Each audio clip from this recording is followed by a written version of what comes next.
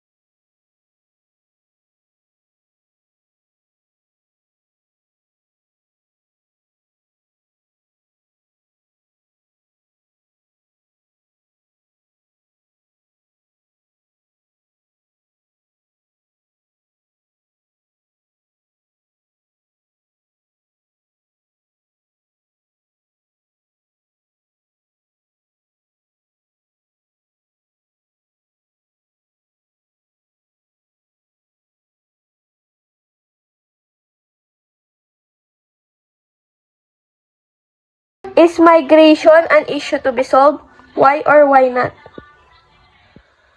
Partly yes and partly no. Migration is one of the issues that needs to be solved. However, it is impossible to diminish on our society. Yes, because if the government will solve the issue of migration by giving high salaries and benefits the same level with abroad, then most of us OFWs don't need to work for other countries and it will lessen the migration of skilled workers. On the other hand, no. For example, people in the medical field, nurses, doctor, even they will increase the salary of them in the Philippines, they will still want to migrate to other countries like USA, Europe, or Canada. Because in those countries, medical field are the most in demand with higher salary and healthy work-life balance. Also, they have the chance for permanent residency for them and their family. Okay, next. Would you encourage Filipinos to work abroad? Why or why not?